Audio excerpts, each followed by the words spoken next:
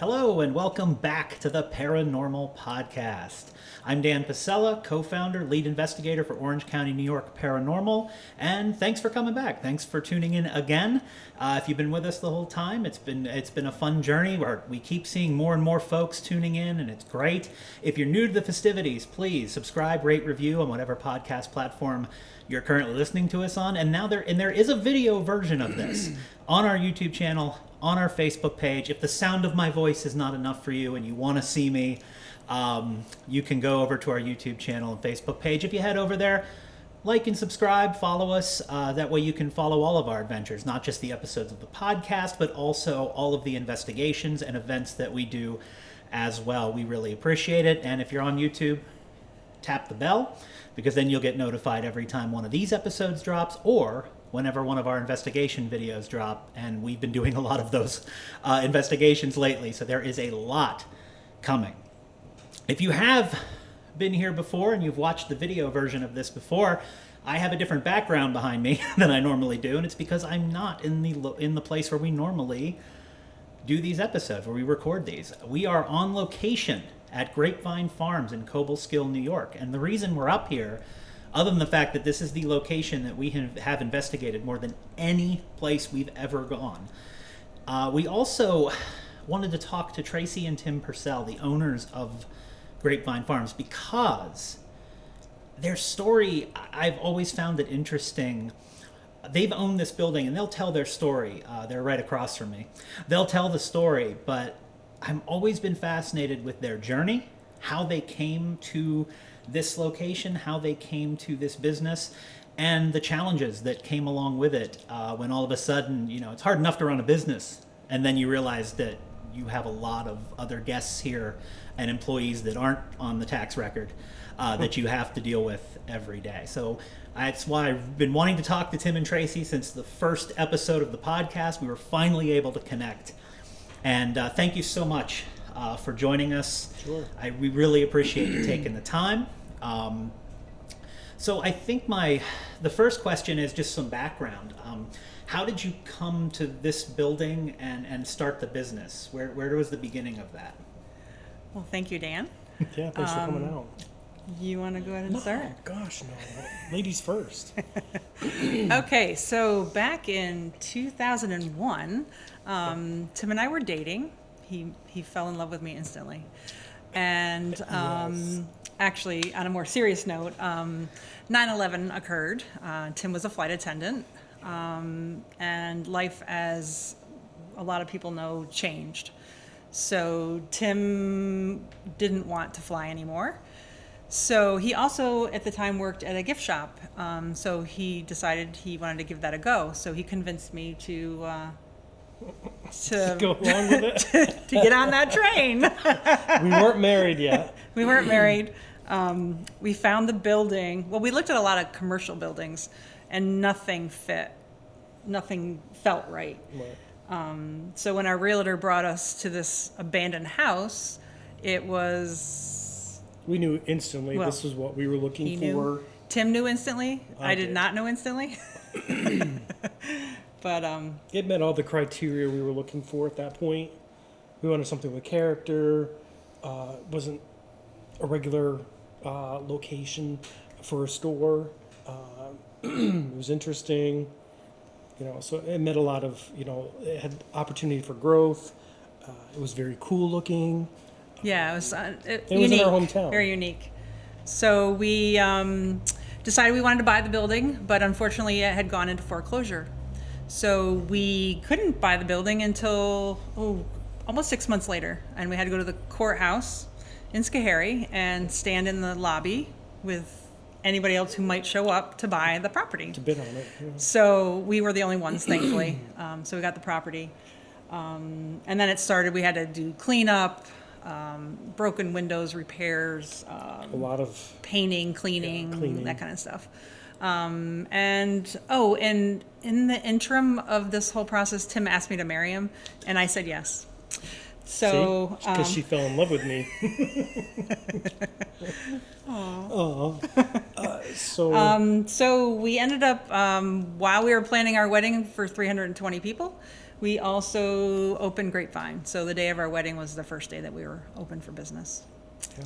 So that's our backstory. That's a great story. And how many years now? It'll be 21 in 21. October. Congratulations. Thank you. So Thank you. that being said, what is Grapevine Farms? For those who are not familiar, what do Grapevine you do? Farms, if you get a chance to come out to Cobleskill, we're on Route 7. It is a gift shop, restaurant, and wine cellar. Those have all developed over the years. And we do lunch every day, 11 to 3. Our store is open 7 days a week. And as well as the wine cellar. You can see us on Facebook if you want to like us on Facebook, or go on www.grapevinefarms.com. Shameless plug. And those links will be in the description of the episode at the end. For the folks who are interested in learning about what we do, what we offer, and what we are. And then, of course, we've got the ghosts. Yeah. So that leads perfectly into my ghosts. next question. When did you start to think that Grapevine Farms was haunted? Day one. Yeah, very early on. Right out the gate.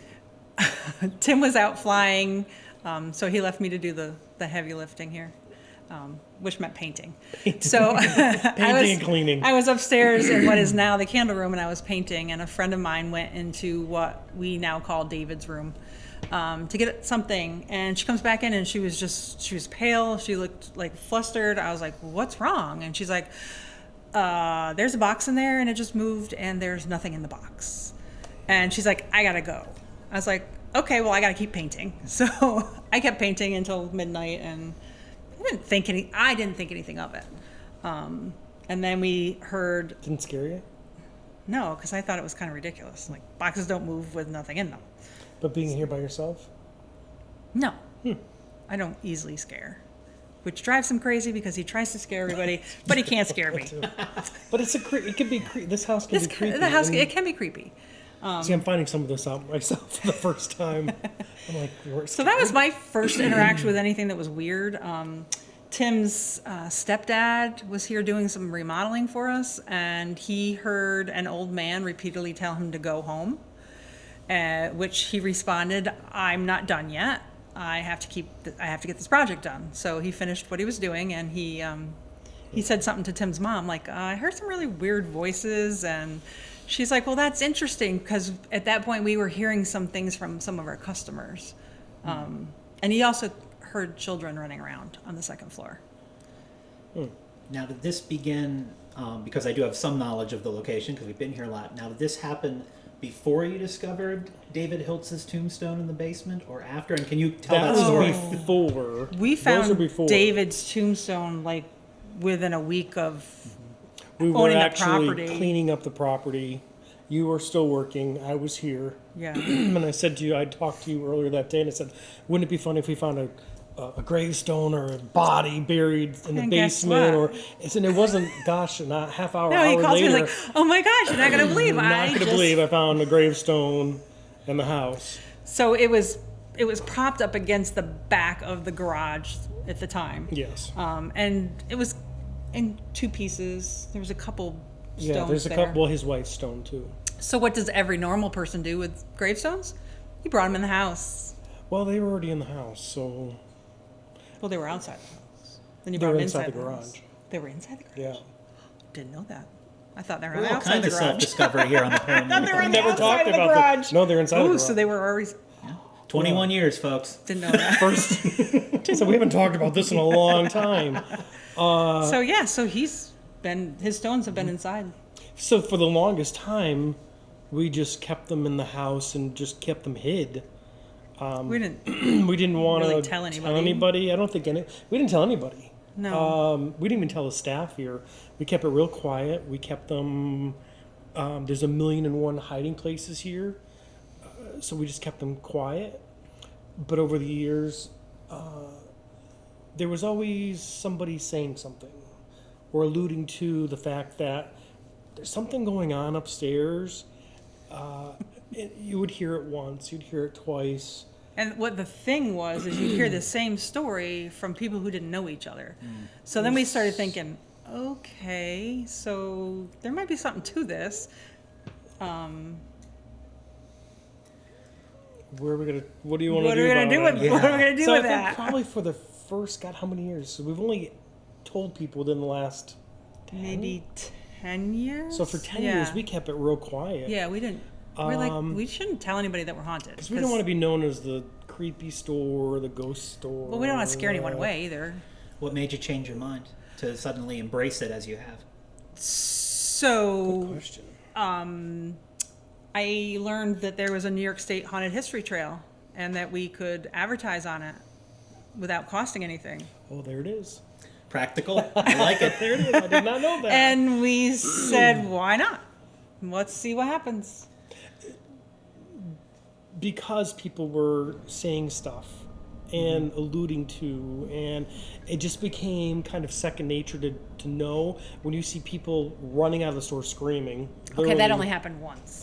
she left the store screaming. She was screaming. But how many people have said, there's something going on upstairs, somebody has touched me, I saw something, I heard something, somebody's watching me. I mean, if we had $1 for every time we heard that. Yeah, I had this one woman. She wanted a Vera Bradley backpack for her daughter, and we had already closed. And I was like, "Yeah, come on upstairs." So we got the backpack for her, and we're coming down the back stairs. She goes, "I got this weird thing I want to tell you." I was like, "Okay, go ahead." She's like, "Well, so my daughter is sensitive, and she swears in that little room there's an old man in there, and then he's kind of creepy, and he just sits there and stares." I said, yeah, we've heard that before. Numerous times. So it's just like repeated stories that there's no way, because we hadn't told anybody. No. There's no way that people knew that story, which is pretty And wild. then, during October and Halloween, as we're getting ready for now, we kind of embraced it more and just owned up to what we knew what was already going on here. And at that point, we contacted Orange County Paranormal to come out and kind of tell us what's going on out here. I mean, we're not experts by any means. What's going on, and can you come and look? And Yeah, we were if we don't scare you curious. too much, you come and do an investigation. We were curious to find out who is here, why they're here. Yeah. Yeah. So just a very practical, free advertising business reason, which is completely understandable. Exactly That's how it actually- happened. No, I like it. It's practical. Kind and- of weird, but No, I've forgotten. I don't I'm all know about if I remember. practicality. It's absolutely perfect. So, as a business owner, what are some of the challenges that owning a known haunted building has presented you as business owners? did we really? Well, Challenges, I think the biggest challenge for me is that when people know that you're haunted, they want to have an experience every time they come here, and that's not necessarily going to happen. There's always something going on every day. There's not a day that something hasn't happened, or something hasn't gone on, or a light hasn't happened, or a sound, or a voice, or but you're not guaranteed to see or hear or have an experience every time you're here. Now, if you go to the third floor, most likely you'll see an ornament spin. That's pretty much the easiest thing that happens here. but sometimes it's you that has to. Usually, Tim has to ask to spin an ornament, and then they'll spin the ornament. Because we They find our don't. ghosts to be they're very much watchers. They'll engage sometimes, but not always. So it's kind of, I think, a letdown for folks who are very much into paranormal and having an experience and seeing it on TV. Sometimes that something may Kinda happen. makes it but that's and not TV always, makes it glamorous. That's not always you the know. case here. A lot of times you don't hear it. Yeah. You capture it. After the fact is when you know. There have you been got cases where something. people have had experiences here. Oh, Great yes. for them. But not everybody gets an experience like that. And I think they're a little let down when they don't get to hear, see, or have a paranormal Yeah, so experience. it's like we can't guarantee So that you're that's going to have an probably the experience. biggest, because people they want to question, they want to know the history of the house, they want to know some of the things that have happened, and that doesn't always happen. One other kind of negative side effect is we have gotten a couple letters from people who don't think we should be promoting that we have ghosts. You know, they say it's The devil. yeah, stuff. it's like There's a dabbling whole in things that you there's a shouldn't be. contingent of people who believe that it's it's We blasphemous. have to, had a few of those letters coming in that said you don't know what you're getting into, leave it alone. But we've always been very respectful, and we don't let anybody come in and do any kind of investigation unless we know Either they're we're with them respectful. or we know their work. Most of the times, We haven't had a problem with anyone No. being disrespectful. no. But but yeah. you also, And I wouldn't you allow it also anyway. vet people. yeah, oh yeah, Very much. More so Yeah, than most definitely. locations where we actually. yeah. know. And we Most of the stay time, usually we- stay with them. Well, one, you got to make sure nobody pockets anything. It is. There's a lot It's a here. store. And that's not just Emily with the bottles of wine Yeah. downstairs. That's I think we say everybody. no to more people that have asked to come Yeah. than we've allowed to be here, if that makes sense. Yeah. We've passed on Yeah. a lot of people, and a lot of organizations, and a lot of groups, and that either don't quite jive up with what we're looking for, or they're doing it for the wrong reasons. And But we've kind of grown attached to our spirits. Yeah. We're protective of them, and I feel like they're protective of us. Now we say spirits. We've talked about David Hiltz, but there has been a lot of evidence of other spirits. Can you? I almost have to call it a roster because there are a We do lot have of a spirits roster, here. don't we? Yes. Can you give the listeners an idea of just a rundown of who you've encountered and who you have evidence of existing? Yes. So we have a young man upstairs on the third floor. We believe that he was a Revolutionary War soldier. He's the one that turns the ornaments, I believe, and I think he's the one that plays with the lights. So we know when we shut the Now, lights what about off. the lights, Tim? Tim's the one who gets they're the lights. usually, we turn all the lights off. Growing up, we were always told, make sure you turn all the lights off. We're very, very cautious about. Yeah, and the staff, I mean, they have the So checklist. everybody They has, shut the lights off. And there'll be nights, because we also live here, that we'll be going out to either put the animals away, and we'll look up, and the lights on the third floor are usually on, knowing darn well that I've turned them off myself. So I will get a text from Tim. I'll get a text from Tim 2 or 3 times a year of a photo of the attic Like the light on. light They'll came say back they're at on. it again. So this is something You that does never happen. know what's going to happen, but I said there's always something going on. Either there'll be a sound, a banging. There's always something. And that's Yeah. the It's soldier never not. in the So attic. that's the So- soldier in the attic. Moving down. So then David. on the second floor, so David, so we what David's used to be the children's primarily room. the Well, one it's we- children's room again. Now it's tension. But we call it David's room now because that's where he is. Tim captured what we believe is a photo of him. Yes. That was during our first It's ever very investigation. compelling to see Yeah, this photo. that was like wow. And the photo is like you can see a face, but you can also see a light which we cannot explain. There was no light shining on the wall. There was one light. Dan was holding the light, but there's the second light is. Yeah, so it was. Where did that come from? So it was kind of a creepy and where picture. did the face come from above it? But that's where everyone sees him, is in that room. And another kind of funny story, during COVID, we would do Facebook Lives, and we were in that room, and I said, oh, we're in the room where we believe David Hiltz is, and I said, well, he's a curmudgeon, and boom, there goes our signal. Dropped right after We were actually watching when that Every happened. time. right after I called him a curmudgeon. I was like, Yeah. I'm sorry, David. I didn't mean that. Then his wife Effie is upstairs. Kids. We have kids that Couple run kids. the hallway upstairs. So we actually had an employee who she would come in at night and like decorate trees and stuff, and they would run around the Christmas tree. She just kept doing her work, and And then Effie's autograph in the glass with her ring. That's something you can see up there also, as well as her stone is on the second floor. yeah. Now, there's you said children. Children. Obviously playing with the toys. Where do you have you any idea of where they may have come from? So we've had Katie Manning out here several times. She's a very highly respected local psychic medium for upstate New York. And she's fantastic. Yes. She's fantastic. She walked through the building, and what she told us when she went in that room is that she believes that several children passed away in the room at the top of the stairs on the left during a flu epidemic in the early 1900s. Which kind of fits the time frame, and the kids are running around, laughing, and I think they play jokes and stuff too. And then Michael.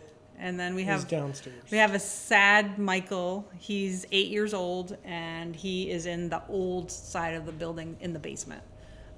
We have captured probably the most about him. He cries, but he also plays. He likes Dan. Michael will tug on my vest almost every time we're down there. It's just something he does. Yeah. I've come to expect it, but he always does it when We don't know much about him. We know he's there. We know his age. We know, we've asked him some questions. Like we asked him if he lived in the building. He said no. So we don't know much more about him. We did a paranormal dinner and then a tour, and he scratched one of our gals that was on the tour. Yeah. I think he was trying to tug on her. I mean, that's not that isn't necessarily a negative thing. That's no, I think attention. He was trying to tug on her, like he tugs on you, like playing hide and seek. Yeah. And he just, caught her. Yeah. But so you have 3 distinct, and then you did some remodeling. Yes. To your wine cellar during COVID, and I believe we don't know what's going on over there. Yeah, we're not sure what. That's still uncharted territory. Yeah, we're not sure what's going on. It sounds like a party. Yeah, we've gotten a lot of laughter. We've gotten some songs, but we haven't gotten a name. Yeah, we're not sure who they are. I don't believe we've gotten a name from anybody yet, or what's actually going down over there. But I think they're having fun. It sounds like it. If you watch, we captured it. Sounds like it. Well, if you watch some of the recordings on Grapevine Farms, you will hear clearly the laughter. It's a very and the good times they're having over cackly there. laughter. It's a very good time they're having. Yes. That one. Everything we've seen on that one so far points to a residual energy. That one probably scares me the most. The cackling laugh? Yeah. When we've done events here, creepy. That's the one that gets the most response. If you watch any of the episodes, that's the one that will make my favorite episode is when Tim was in the basement and he didn't know that the REM pod was down there, and it went off and it scared the daylights out of him. And he went... Well, when you're not familiar with... and you're new to this whole paranormal investigation thing, and I don't know what all this equipment is and what you're doing and where you're going to be and what it sounds like and what will any of that. Of course, the whole thing was caught on camera. Yes, and it was, and we play it all the time. Fortunately, it was caught on camera. And he ran up the stairs just as fast as he could go. And to be fair to Tim, I'm always bringing new stuff with us every time, so that scared the hell out of me. I think I was more afraid of knowing what would happen next, because I wasn't prepared to see something. He wasn't going to stick around. No. Next. If you watch the video, you'll see. But it was comical. I just wasn't ready for whatever, because it just kept going off, and I'm like, oh my god. So it's quite a group. And when you I've said before that by square foot, this is one of the most haunted places because it's not a gigantic location.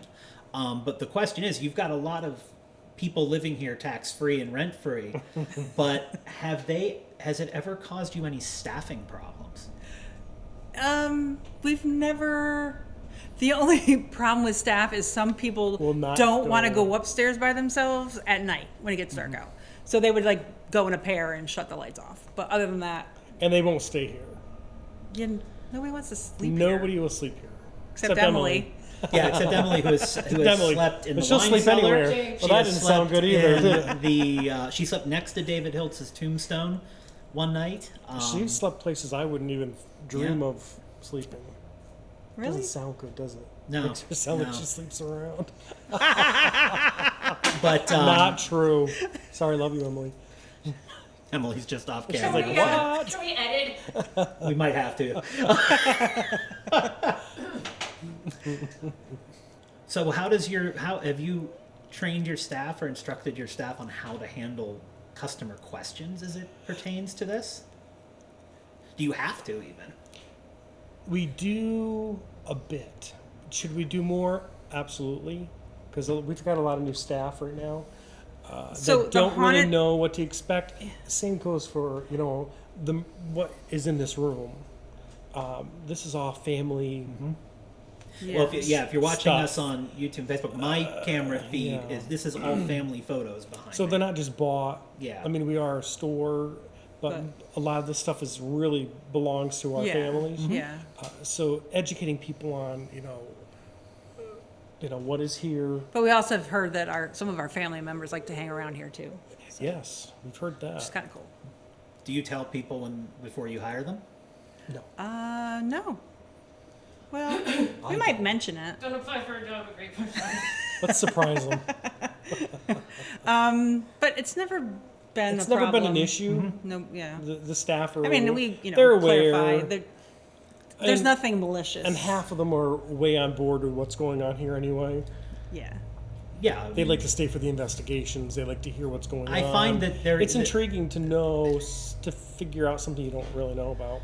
Well, your staff's either one or the other. They're either all in or I'm going home. Yes. Like there's nobody who's kind of interested. They seem to. It's one or the other. Yeah. Sure. So, you've had a lot of paranormal investigators come through here. Yes. A lot of paranormal, different people with different styles. I say on the podcast all the time, there's 10,000 groups doing this 10,000 ways. Yes. What have you learned about it, about investigating the paranormal from the groups that have come through? One, that the story has been consistently the same from what we hear from everybody. Different techniques, how everybody does it. Everybody has a different way of doing it. I can't say that it's good, it's bad. I guess it decides But what I think works best everyone for that them. we've worked with has taken a scientific approach where they'll, see something and then, now you got to figure out, what was it? Was it the car going by? Was it, So I think everyone's had Because that I mean, of all the approach groups to we've it. had in, everybody has come back and said the same thing. Yeah, and everybody's captured something. And everybody has captured something. So when I interviewed Rhea Hayes, who was executive director of a haunted location, I asked her this question, and I will ask it to you as well. You've had good experiences with paranormal groups. Without naming names, do you have any funny stories of misadventures with paranormal group that you brought in and were like, oh boy? Because not everybody. I mean, there's some amazing people doing this, but there's always folks who do things that are a little bit out there that we're like, what the heck is that? Yeah. Usually I just hang out in the apartment and Tim deals with everybody. To be nice about it, they all have different ways of doing their research. It must work for them. Some of it I find to be absolute waste of time and crazy. What's the craziest thing? Yeah. Like I said, without naming any names, because it's not what we're about. The one group, if they're watching, they're gonna know who they are. They just had a different way of doing it, and it obviously worked for them. We have been spoiled by having Orange County Paranormal be Yeah, here very spoiled. often, and finding out things the way that the scientific method, and it works better for us. We had I'm one. sure- We had one group come, and actually, more what they got was around Tim, and not the spirits in the house. It was they picked up spirits following Tim, which Tim was is a walking trigger. very interesting. place. He is. He lot of definitely different is. But I'm going to be really polite about it and say everybody has a different way of doing it. Either it's very organized and put together well, or it's a hot mess when they get here, and you just have to sit there and watch and say, "What are you guys doing?" Oh my Yes, God, 'cause you we- waste so much time with what they were doing. It was, and we'd never heard from them again. So I don't know whatever happened, but they were just. It was real scattered. But like with Orange County, they are very professional, and you guys have amazing equipment. But you show us the results too. And a lot of places don't show results. We always get to see the results. And some people come in with like 2 pieces of equipment, and you're like, okay, what are you gonna get with that? So yeah, definitely. Everybody Orange has their own County's- way to do it. Everybody Well, does have their All own. you way to really say. need to be a paranormal investigator is an open mind and a digital recorder. Some of us choose to go equipment heavy, some of us do not. But 10,000 groups do it 10,000 ways. and They do. Yeah, everybody has I've their own way. seen quite a few of them. Tim's Some too are polite. welcome to come back. Some will never be able to come back again. So, we've talked about staffing. We've talked about the letters you receive. We talk about the customers, people who are interested. What kind of events have you done here to, help grow your business, but also, educate folks on the spirits that you have? Boy, so we've done Lots. events with Orange County. We've done like a dinner and then presentation, go over the findings that we've encountered here. Hunts. And then we've taken people around the building and given them some equipment and have them try to find something themselves. We've had several mediums come in. We've had a numerologist. And what else? What else have we had? God, there's been so many different things. You forget. You do so many events, especially around October. People really start Yeah. buying into it more in October. But yeah, just a lot of different events with people. People are always interested in what's on the other side and how do you know and Yeah. how do you prove what you're really doing But our events are very popular and they sell out really quickly. immediately. And it's been very beneficial to the business then. Yes. Sure. Oh, definitely. Definitely. Which at the end of the day keeps you here and keeps folks coming through here and keeps people being able to come through here to interact with the spirits. So Yeah. Sure. I always maintain it's a win-win. And well, thankfully we have good spirits. If we had a bad one, then things may we not probably be wouldn't be in Yeah. Right. on the trail. But no, ours are. I actually feel like they protect us. So Now we've become, after 21 years, you've become, they're here, but we've become very They- used to it, so it doesn't bother. like they've never scared me. They're No. Yeah, you live either here. one of us. Because We live here. I'm not in touch. I don't feel that way. We're not very sensitive. No, not in that manner. But So yeah, so they haven't scared us, and hopefully they don't scare us. Well, you've been here for long enough where if they wanted to, they would have. Yes. But Yeah. Yeah. all the evidence that we've ever gotten here, we get I like Tim every single time. Because Well, Tim, what's not when to you like? walk around with Tim, he's a walking trigger object. in this So place. yeah, one thing we haven't talked about, which is very interesting, is we've had people who used to live in this house or were babysitters in this house like 50, 70 years ago, and they come back and tell us their experiences.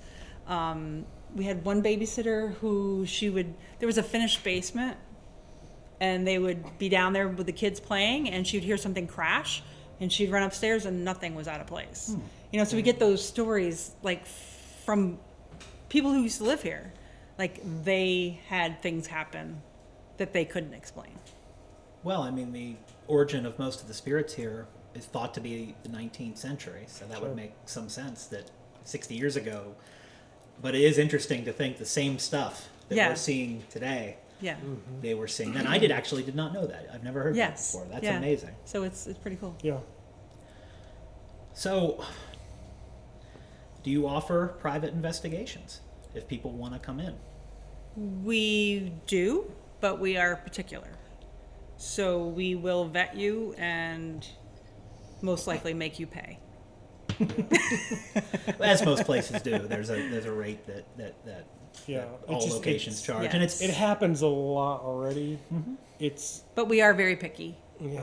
We will look at your videos and listen to your Because we're not going to be podcasts doing and- TikToks and. But as a all result, that you've had kind of some crazy really good stuff. people come through over the years. We have. Oh yeah, The definitely. folks you get are in it for the Yes. right reasons. Yes. And those are the folks Yes. you want. Yeah. Yes. I still maintain I'm most haunted by square foot of any place.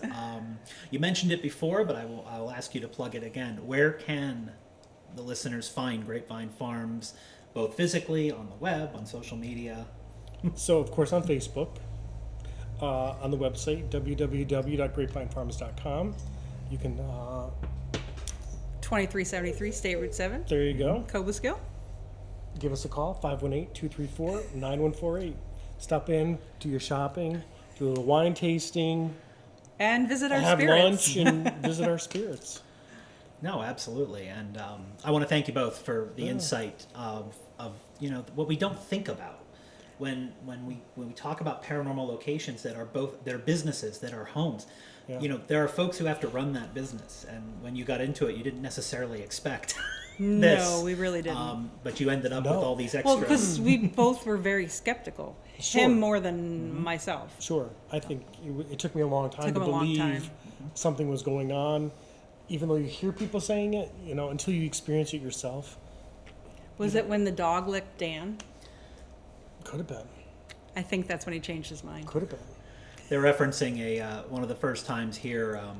My hand was on the floor and it got licked by the dog. I know what dog's licking the hand feels like, and that's what it felt like. And I nearly jumped through the ceiling because that was startling. I remember that night. And yeah, But what they didn't know at the time is that I wasn't feeling well, so I was in our apartment, and I said, Lily, who was our first Right. dog, had passed away, and I said, Lily, if you're here, you need to go find Daddy and make sure they know you're here. And I didn't tell them. I didn't tell you. no. It was a tester bus. So, no, it wasn't even, it was just, like, it just happened. And it happened, and then I came back and told you what had happened. The next morning, you're like, oh, Dan got licked by a dog. I said, oh my God. And those videos of those investigations all up on our Facebook page and our YouTube channel. I'll Yeah. put some links at the end of the description, along with Grapevine Farms contact information, so you can come visit this wonderful place and these wonderful people in person. Thank you so much for joining us Thanks for and having talking us. about Thank your you. experience and your journey. And again, what we talk about all the time, right? 10,000 people do it 10,000 ways, but there are so many stories behind these haunted locations that we go to, and that's what we're striving to bring to you, because their stories relatable. Think of it. You start a business, you start a life, you get married the same day you open your store, and all of a sudden you have all these roommates that you didn't expect. And what would you do? What would you do in that situation? Leave a comment when you subscribe, rate, and review of what you would do in that situation, because you can do what Tim and Tracy did and just go with the flow, and hey, everybody's welcome, and we'll respect you, you respect us, and we'll make this work. Not everybody does that, and not everybody can do that, and not everybody has the fortitude and the courage to do that. So their journey has always fascinated me, and I hope you found their journey very interesting. I know I always have. In terms of what we are up to, at the end, I'd like to give you a little bit of an update. Well, I'm sitting at Grapevine Farms, so you'll never guess what we're doing here tonight. We'll be doing an investigation here. We actually did back-to-back investigations of a community center in Lyons, and then here at Grapevine, a place we've investigated a lot. Those videos will be coming out over the next couple of weeks. October is coming up, so we'll be posting a lot of the events we'll be doing. We'll be posting on our social media, and we'll be continuing to update and share and do all of these things to bring these kind of situations to you. I think Tim and Tracy's story is not only a great story, but I think it's also incredibly relatable. And you buy a business, you come in, and you have one expectation of what your life's going to be, what your business is going to be, what your day-to-day routine is going to be. Then you find out that there are spirits. And then you realize there isn't a single day that's going to be normal. Thanks for tuning in, and we'll catch you next time on the Paranormal Podcast.